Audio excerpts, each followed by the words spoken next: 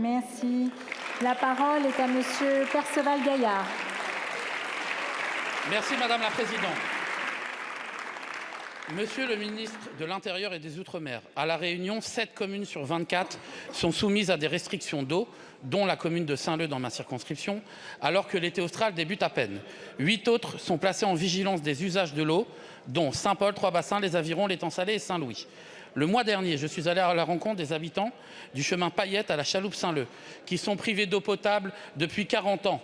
200 personnes qui survivent avec l'eau croupie des retenues collinaires et quelques bouteilles d'eau qui leur sont acheminées, femmes, enfants et personnes âgées compris.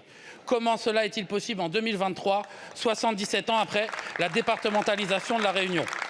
Sur ce dossier, j'ai interpellé la préfecture qui doit réunir bientôt l'ensemble des acteurs autour d'une même table. Nous espérons avoir le soutien de l'État pour trouver une solution rapide à ce problème qui dure depuis bien trop longtemps.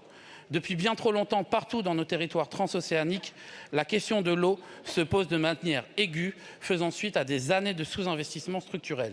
En Guadeloupe, la situation est catastrophique. À Mayotte, elle est même pire maintenant qu'avant la départementalisation. Lorsque notre collègue de la NUPES, Madame Rousseau, vous a interrogé sur Mayotte, vous n'avez pas pu vous empêcher de faire le lien entre votre obsession, l'immigration et la crise de l'eau. Monsieur le ministre, nos peuples méritent mieux que d'être les otages de jeux politiciens nationaux. La question de l'accès à l'eau est une question fondamentale qui ne fera que se poser avec plus d'acuité dans les prochaines années. Il faut choisir entre le champagne pour quelques-uns et l'eau potable pour tous, disait Thomas Sankara. Pendant que certains s'enrichissent sans honte, d'autres n'ont même pas accès à l'eau. Voilà la réalité de notre pays en 2023. Êtes-vous prêt à prendre l'engagement ici, devant la représentation nationale, de mettre en place dans les plus brefs délais les grandes assises de l'eau dans les territoires dits d'outre-mer, débouchant sur un plan d'investissement massif dans nos infrastructures? Merci, Monsieur le député. La parole est à Monsieur Gérald Darmanin, ministre de l'Intérieur et des Outre-mer. Madame la Présidente, Mesdames et Messieurs les députés, Monsieur le député, vous avez parfaitement raison. Dans les Outre-mer et singulièrement dans l'océan Indien, il y a des difficultés fortes d'accès à l'eau depuis très longtemps, sous l'effet du réchauffement climatique, du manque de nappes phréatiques, mais aussi, il faut bien dire, du phénomène El Niño qui touche particulièrement l'océan Indien et Mayotte.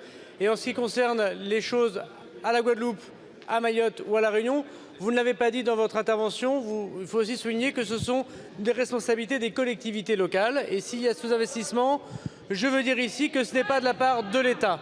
Si votre question est que l'État reprenne la main sur un certain nombre de dispositifs locaux, nous y sommes prêts, comme on l'a proposé aux élus de Mayotte et comme on l'a proposé jadis avec le ministre Lecornu en Guadeloupe, où 320 millions d'euros sont désormais investis, où la question de l'eau n'est pas totalement réglée, mais en partie en train d'être réglée par le travail très important d'investissement de l'État.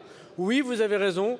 Organisons ces assises de l'eau. Le ministre des Outre-mer ira très prochainement à La Réunion pour justement, sur la thématique de l'eau, vous rencontrer les acteurs locaux. Proposer en effet que le préfet puisse reprendre la main sur une partie des compétences si les collectivités le souhaitent, pour payer en effet l'ingénierie qui manque, et notamment, vous le savez bien, dans les fuites qui sont nombreux dans les réseaux d'eau, et bien évidemment pour pouvoir faire que tous les citoyens de notre pays, quel que soit leur territoire, et singulièrement bien sûr dans les territoires qui ont été départementalisés, puissent avoir de l'eau potable, de l'eau courante.